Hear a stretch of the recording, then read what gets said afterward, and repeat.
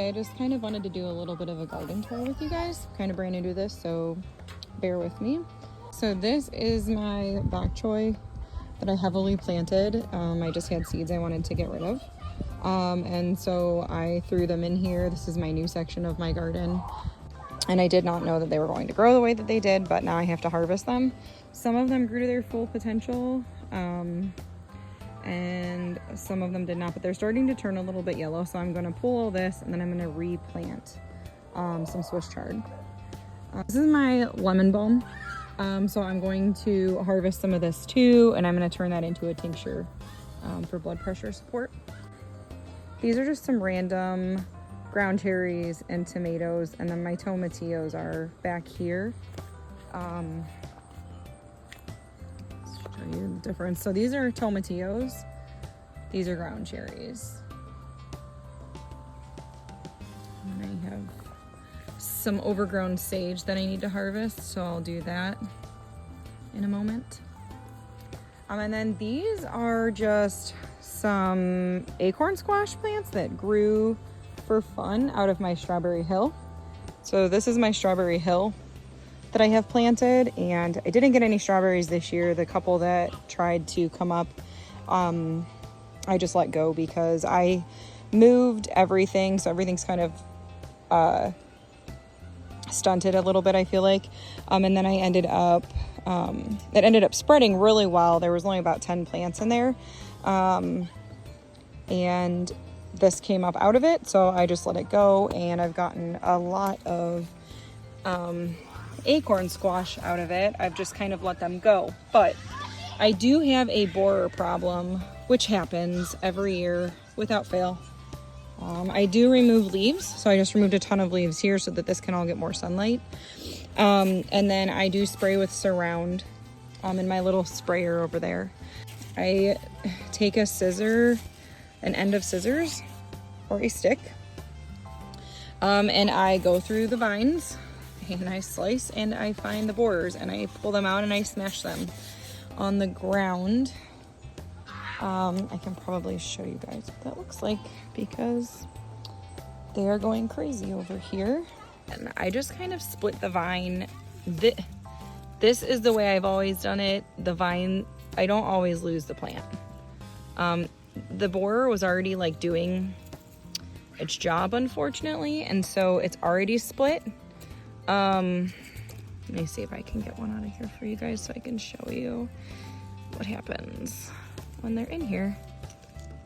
Okay, I found one to show you guys. So in here is a worm.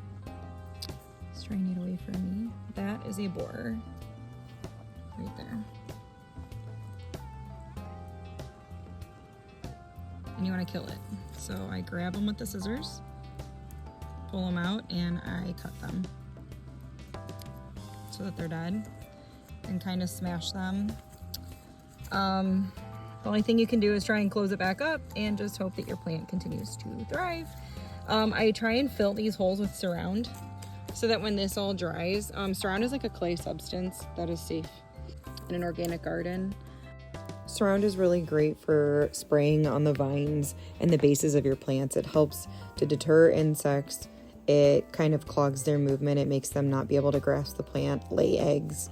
It deters things like powdery mildew from landing on the bases of your leaves and on your plants. It also helps to reflect sunlight and cool your plants. It can actually lower the temperature of the sun on your plants like 10 to 15 degrees. So it's really great to have around.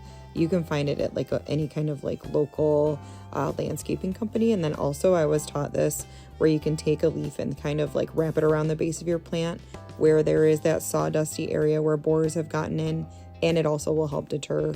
You can use aluminum foil as well. Sometimes it keeps bugs from laying eggs on the bases of your plants and ruining your plants.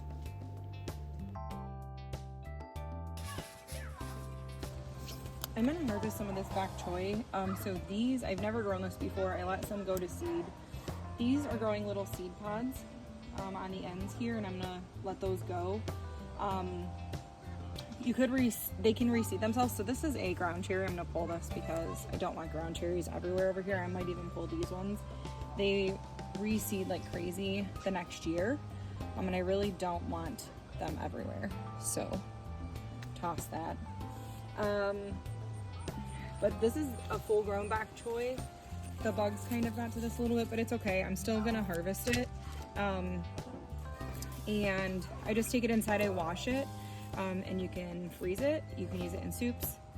You can cook with it right away. All of it is edible.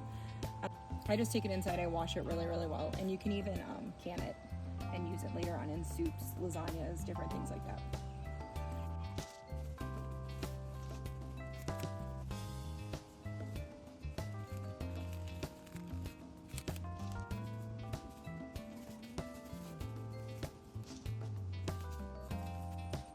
So these are all tomato plants that grew voluntarily, so I just let them go. And I just want to show you, I just trim off the bottom 1 foot of these plants, just to keep them from being, you know, from being susceptible to disease. And I just trim them, and you can just leave the branches like here, and it just puts more nutrients back into the soil. So these are all my little volunteer tomato plants, and I just leave them alone. Most of my other tomato plants have already done this too. I just try and keep up with them as I see them.